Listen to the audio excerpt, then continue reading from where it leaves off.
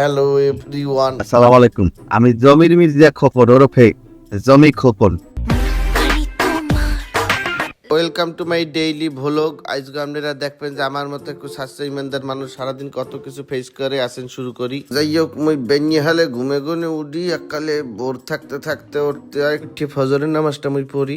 যাই হোক, মুই মাটির মানুষ তো তাই এবার ছাই দিয়ে দাঁত মাজি, পেস্ট মেস্ট মোর চলে না। যাই হোক, মুখটা ধুইয়ে ফ্রেশ হইলাম, ফ্রেশ হইয়ে হ্যাঁ চা নাস্তা খাইয়ে হ্যাঁ পরে একটু মোর মোবাইলটা লইয়ে বইলাম যে একটু ফেসবুক দেখি।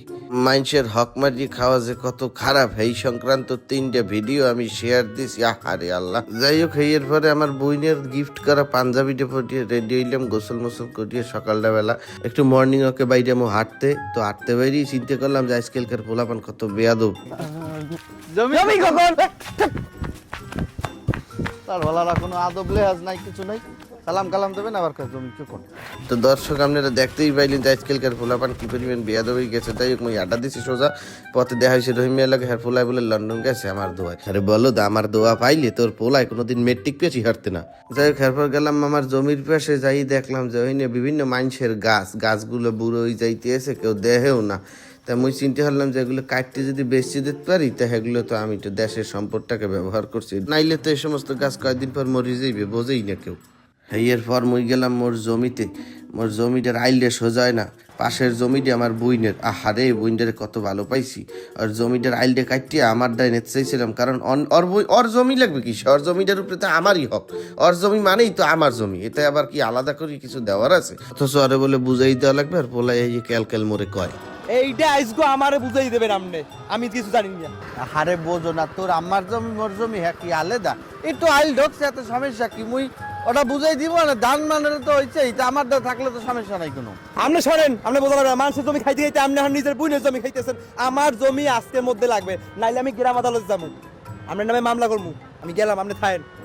না, মুই এখানে বলদই গেলাম, মুই বুঝলামই না যে বলদটা কইলে কি আমার নামে বলে ও গ্রাম আদালতে যাই মামলা করবে। কে কনে হয় কোনো কথা? দর্শক, আর মায়ের জমি আর আমার জমি হ্যাঁ কি আলাদা?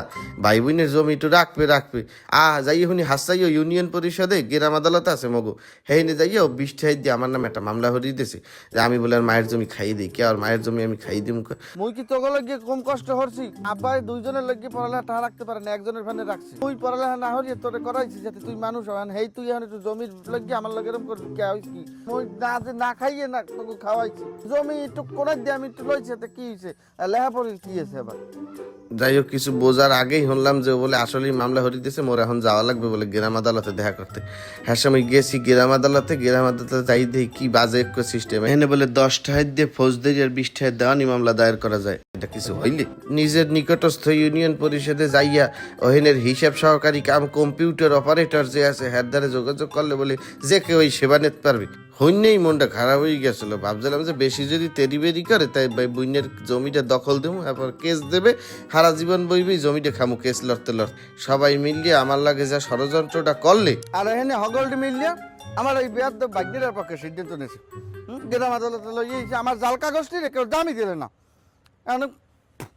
এত ডরে আছি যে আমার বাহি যে কয়টা আছে জমি হ্যাঁ রাখতার মনে হয়, গ্রাম আদালত দিয়ে কি করবে না করবে। যাই হোক, কি কম এই সমস্ত জেনারেটরের পোলাপান আমার দেখতে ইচ্ছে করে না। এই নতুন জেনারেটরের পোলাপানগুলো একসের অ্যাডভান্স। যাই হোক, দুঃখ বেশি লই নাই, মুই মানুষটি একসের ভালো, কিন্তু কেউই বোঝে না। সামান্য জমি লই আমার লাগে এরকম করলে মুই মাথায় বেশি প্রেশার না নিয়ে চিন্তা করলাম যে থাক পাঞ্জাবিটা করলে আজকে রাইতের মতো একটু ঘুম দিই, রিল্যাক্স হইবে, কালকে আবার সকালে উঠতে হইবে। যাই হোক দর্শক, thank you for watching, good night.